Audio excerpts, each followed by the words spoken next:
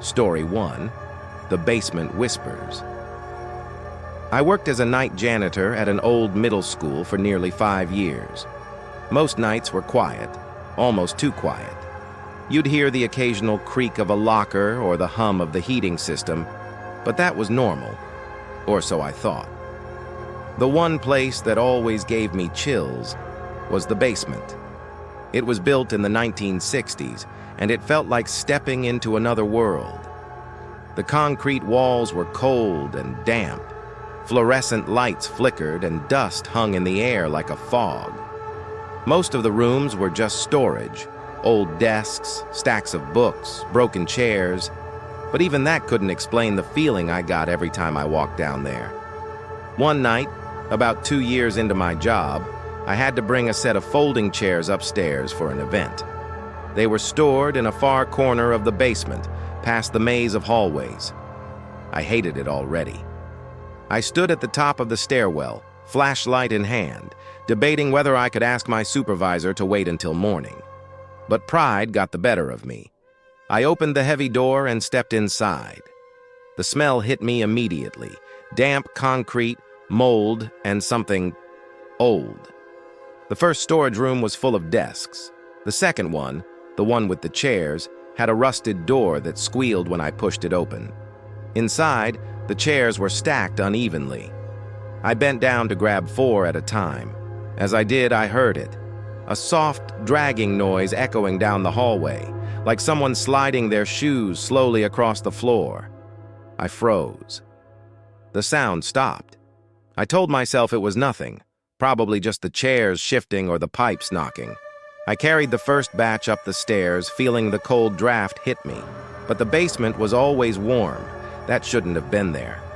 Back in the storage room, the chairs looked different. Not perfectly aligned like before, but shifted slightly. I shook it off. Then a thump, followed by scraping, coming from down the hallway. One of the classroom doors, which I knew I hadn't touched, was cracked open. My heart pounded. I called out, "Hello? Anyone there?" My voice cracked in the emptiness. No answer. Then I felt it. Heavy, suffocating, like eyes were pressing into the back of my skull. I didn't care about the chairs anymore. I ran up the stairs, locked the basement door behind me, and never went down there alone again. Even now, years later, I remember the slow, dragging footsteps behind me, and I still feel sick thinking about it. Story 2: The Third Floor. Breathing. I worked as a janitor at a large high school for 3 years. 4 floors, 2 gyms, and endless hallways that twisted like a maze. Usually, I worked the overnight shifts alone. The 3rd floor was the worst. It was quiet, almost too quiet, and many classrooms were abandoned, locked away, or used as storage. I had gotten used to the occasional groan of the building, but something about this floor never sat right. One Friday, I was alone. Normally, another janitor would be with me, but he had called out sick. The shift started normally, emptying trash cans, wiping down surfaces. Around midnight, I noticed one of the classroom doors down the hallway was open. Immediately, I froze. I had already checked that room earlier, and it should have been locked. I approached slowly, setting my mop against the wall. The door was wooden with a small square window. Inside, everything seemed normal, until I noticed a box had been moved. It was tilted and not aligned with the others. Scuff marks on the floor indicated it had been dragged. My stomach sank. I told myself it was my imagination. Maybe a student had snuck in. But all windows were locked. Hallway doors too. No one else was supposed to be there. I shut the door and tried to move on, but a low, deliberate breathing started. Slow, deep, right behind me. My heart raced. I spun around, flashlight cutting through the shadows, but the hallway was empty. I ran to the stairwell and called my supervisor. He came in 20 minutes, flashlight in hand. We checked every corner, every closet, under desks. Nothing. Weeks later, I learned a student had once snuck into that classroom for a prank years ago. But that didn't explain the breathing. It wasn't the pipes. It wasn't the wind. I knew exactly what I heard that night. Even now, I avoid that floor. The memory of someone, or something, watching, breathing, pacing, it doesn't leave me. Story 3. The Auditorium Shadows. My last story comes from my time at an old high school.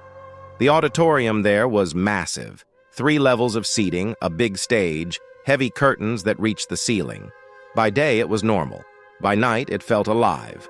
Sound traveled strangely in that space. A dropped broom echoed endlessly, bouncing off walls and ceiling. Shadows danced and flickered with every light, even if the lights were on. One winter night, I had to clean it before a morning play. I arrived at midnight, dragging my cart. The side door creaked as I entered, the sound echoing across the empty room. I started sweeping the aisles. Minutes in, I thought I heard slow footsteps on the stage. I froze. Shining my flashlight, I saw nothing. Dust-covered props, stacked chairs, ropes, and pulleys. Everything was still, yet the sound persisted in my head. Then came the whispering, low, soft, coming from the balcony seats above me. I couldn't make out the words, but it sounded deliberate.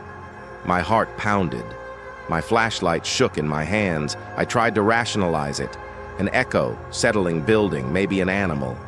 But the whispering grew clearer. It started calling my name, behind me. I spun, flashlight pointing. Nothing. The stage was empty. The props hadn't moved, and yet, I knew I wasn't imagining it. I backed toward the side door, but footsteps started pacing above me, slow, deliberate, following my every move. I bolted out of the auditorium. The cold night air hit me like a wall, and I locked the door behind me. Weeks later, I learned a drama teacher had died on that stage years ago. Heart attack, right in front of the students. People said his spirit sometimes walks the stage at night, whispering and watching. I never cleaned that auditorium alone again. And even when other people were there, I could feel the same eyes, the same presence lingering in the shadows. Closing night shifts as a janitor are already lonely, but sometimes that loneliness is only the beginning. The sounds you hear, the shadows you see, maybe they're just your imagination. Or maybe you're not really alone. If you've ever worked a night shift in an old building, you know what I mean. And if you haven't, well, maybe it's better that way. Some things are best left unseen.